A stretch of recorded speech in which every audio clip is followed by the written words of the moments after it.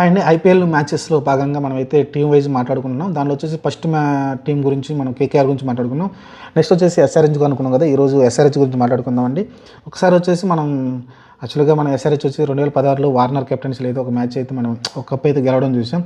ఆ తర్వాత అయితే రన్నరప్గా లేకుంటే చాలాసార్లు మనం క్వాలిఫై చేసే మన టాప్ 4లో అయితే మనం చాలాసార్లు ఉండడం చూసాం. నాకౌట్స్కి వచ్చాం, కానీ అక్కడైతే మనం విజయాలు సాధించలేదు. కానీ రెగ్యులర్గా అయితే ఎస్ఆర్హెచ్ ఎప్పుడు ఆడుతూనే ఉండేది. కానీ లాస్ట్ ఇయర్ మటుకు ఎందుకంటే ఒక ట్రెండ్ సెటర్ మారింది. ఐపీఎల్లో భారీ స్కోర్లు అయితే పెట్టడం చూసాం. మరి ఈ సంవత్సరం యాక్చువల్గా 300+ దాడుతుంది అనేది చూడాలి. ఎన్నిసార్లు కొడతారనేది చాలామంది కామెంట్ చేస్తూ ఉన్నారు. సరే ఈ సంవత్సరం చూద్దాం మరి, ఎందుకంటే అలాంటి బ్యాటింగ్ లైనప్ ఉంది. యాక్చువల్గా ఒకసారి మొత్తం ప్లేయర్స్ చూద్దాం. అసలు ఈ బ్యాటింగ్ లైనప్ చూస్తే ఎదురున్న బౌలర్స్కి అయితే అసలు చుక్కలు కనిపిస్తాయి. అందులో ఉన్న స్పిన్నర్స్ అయితే అసలు భయపడతారు. అసలు ఈ బౌలింగ్ వేయడం కష్టమే అనిపిస్తుంది. ఆ రకంగా అయితే బ్యాటింగ్ లైనప్ అయితే ఉంది. మీరు చూద్దాం ఒకసారి మొత్తం టోటల్గా మీరు ఎవరెవరు ప్లేయర్స్ ఉన్నారు చూద్దాం మొత్తం ఓవరాల్గా. ఇషాంత్ కిషన్ వచ్చేసి ఉన్నాడు, టైడ్ ఉన్నాడు. ఆ తర్వాత మీకు అభినవ్ మనోహర్ ఉన్నాడు, అంకిత్ వర్మ ఉన్నాడు, అలానే సచిన్ బేబీ ఉన్నాడు, అలానే హెన్రిచ్ క్లాసన్ ఉన్నాడు, ట్రావిస్ హెడ్. వీళ్ళు బ్యాటింగ్ సైడ్ అంటే వీళ్ళు ఓన్లీ ప్యూర్ బ్యాటర్స్. వీళ్ళు బౌలింగ్ అలాంటిది వేయరు, కానీ వేస్తారు. హెడ్ కూడా బౌలింగ్ వేయగలడు, కానీ మామూలుగా అయితే ఎక్కువ బౌలింగ్ వేయరు. ఆ తర్వాత మీరు చూసుకుంటే ఆల్రౌండర్ చూద్దాం ఒకసారి.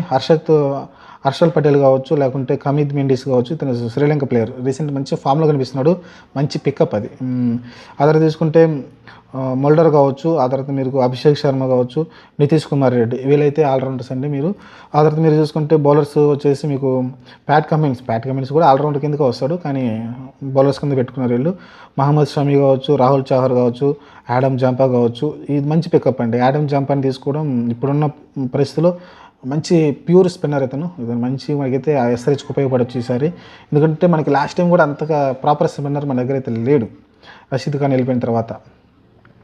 ఆ తర్వాత సిమ్రజిత్ సింగ్ కావచ్చు, లేకుంటే అన్సారీ కావచ్చు, లేకుంటే జయదేవ్ ఉనాద్కట్. యాక్చువల్గా జయదేవ్ ఉనాద్కట్ కొంచెం భువనేశ్వర్ లేని లోటు అయితే తీరుస్తూ అనిపిస్తుంది. అలానే ఇషాన్ మలింగా ఉన్నాడు.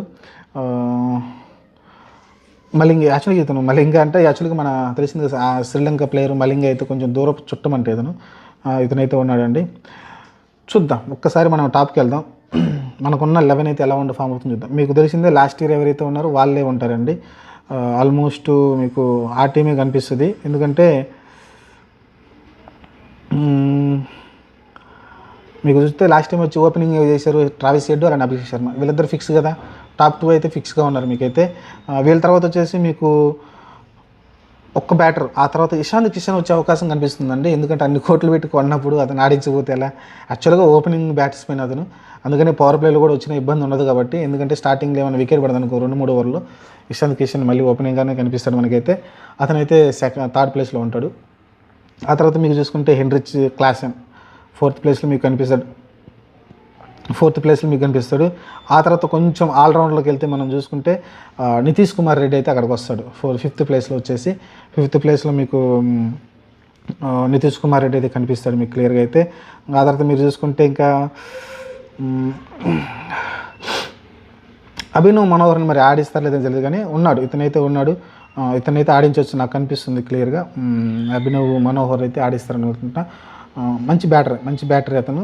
మీరు చూసుకుంటే ఇంకా తర్వాత కమిద్ మెండిస్ని కూడా ఆడించే అవకాశం ఉంటుందండి. ఎందుకంటే ఇప్పుడున్న అతని ఫామ్లో అయితే ఎక్స్ట్రాడినరీ కనిపిస్తున్నాడు మీకైతే. అతను కూడా ఉంటుంది. మౌల్డర్ కూడా పర్లేదు, మంచి బ్యాటరీ. మరి కమిద్ మెండిస్ కానీ మౌల్డర్ కానీ ఇద్దరిలో ఒకరినైతే ఆడించే అవకాశం అయితే కనిపిస్తుంది మీకైతే. హర్షల్ పటేల్ 100% ఉంటాడు, మీరు తెలిసింది కదా. హర్షల్ పటేల్ స్టార్టింగ్ మ్యాచ్లో ఉంటాడు. ఆ తర్వాత ప్యాట్ కమిన్స్, మహమ్మద్ షమి, ముగ్గురు పేసర్లు అయితే కనిపిస్తున్నారు మీకు ఇక్కడైతే. మరి ముగ్గురు పేసర్లో మీరు కమిన్స్ కెప్టెన్ కాబట్టి మీకు ఖచ్చితంగా ఫస్ట్ ఆప్షన్ వచ్చేసి మీకు కమిన్స్ ఉంటాడు. ఆ తర్వాత మహమ్మద్ షమి, వీళ్ళిద్దరి తర్వాత మీకు హర్షల్ పటేల్ కూడా మూడో స్పేసర్గా యాడ్ అయ్యే అవకాశం అయితే కొంచెం కనిపిస్తుంది. ఆ తర్వాత మీరు చూసుకుంటే యాడమ్ జంపా ఉంటాడు, రాహుల్ చహర్, ఇద్దరిని ఆడించారు, మనం ఆశ్చర్యపడిన అవసరం లేదు. వీళ్ళిద్దరైతే ప్యూర్ స్పిన్నర్ అయితే ఉన్నారు. మరి జయదేవ్ ఉనాద్కట్ ఆడిస్తారు లేదనేది తెలియదు, ఎందుకంటే మ్యాచ్ సిచ్యువేషన్ బట్టి ఆడించవచ్చేమో. ఒకవేళ షమి అంత ఫిట్గా లేకపోతే జయదేవ్ ఉనాద్కట్ అయితే ఆడించే అవకాశం ఉంటుంది.